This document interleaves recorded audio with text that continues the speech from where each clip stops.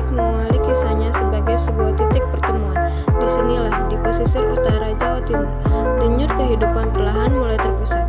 Secara geografis dan sosiologis, Gresik mempresentasikan tahap awal perkembangan sebuah kota, sebuah eupolis.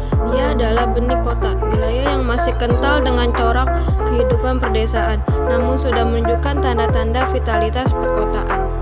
Kegiatan utama masyarakatnya masih berakar kuat pada sektor primer, pertanian, perikanan, dan pertambangan, bahan baku seperti bukit kapur. Karakteristik ini menjadi fondasi awal yang kokoh bagi pertumbuhan wilayah ini. Namun, Eupolis bukan sekedar desa besar. Di Gresik, interaksi perdagangan antar pulau sudah terjadi sejak abad ke-11, menjadikannya lokasi strategis yang menarik pendatang dan pedagang. Kehadiran para tokoh agama seperti Syekh Maulana Malik Ibrahim juga mengukuhkan identitasnya sebagai kota wali dan kota santri, memberikan dimensi sosial dan budaya yang kuat.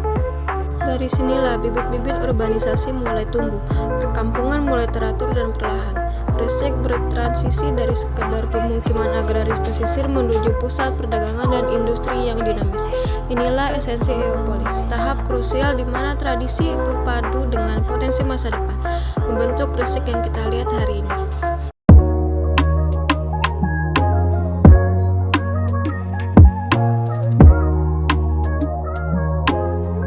Kota, sebuah permukiman permanen yang dihuni oleh populasi heterogen, memiliki batas administrasi yang jelas, dan menjalankan fungsi-fungsi vital sebagai pusat pemerintahan, perdagangan, dan pelayanan sosial.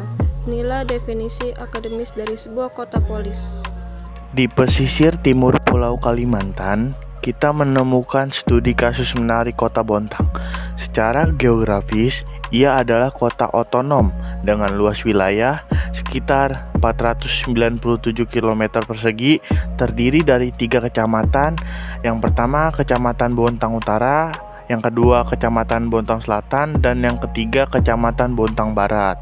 Sebagai sebuah entitas polis, Bontang menjalankan fungsi administrasi pemerintah secara mandiri. Ini adalah pusat pengambilan kebijakan publik, tempat di mana birokrasi bekerja untuk melayani masyarakatnya yang kini berjumlah lebih dari 180.000 jiwa. Namun, fungsi terpenting Bontang sebagai kota polis modern terletak pada perannya sebagai pusat ekonomi regional. Ia bukan sekedar kota biasa. Bontang adalah kota industri vital. Keberadaan industri strategis nasional seperti pabrik LNG dan pabrik pupuk terbesar di Asia Tenggara menjadi magnet yang menarik urbanisasi dan menggerakkan roda perekonomian lokal. Sektor perdagangan dan jasa berkembang pesat, melengkapi sektor primer industri ekstraktif. Interaksi ekonomi yang intens ini menciptakan jaringan spasial yang kompleks, menghubungkan kawasan permukiman atau residensial, kawasan industri atau industrial zone, dan kawasan perdagangan. Ibu kota polis juga dicirikan oleh kelengkapan fasilitas infrastruktur. Di Bontang, kita melihat bagaimana tata ruang diatur untuk mendukung kehidupan perkotaan yang terstruktur, yaitu akses jalan yang baik, fasilitas pendidikan, kesehatan, hingga ruang terbuka hijau yang berfungsi sebagai paru-paru kota. Bontang adalah contoh nyata bagaimana sebuah kota polis modern di Indonesia beradaptasi dengan lingkungannya. Kota ini bertumbuh dari pemukiman nelayan tradisional menjadi kota industri yang maju, menunjukkan dinamika perubahan fungsi lahan dan struktur ruang yang menjadi ciri khas tadi geografi perkotaan.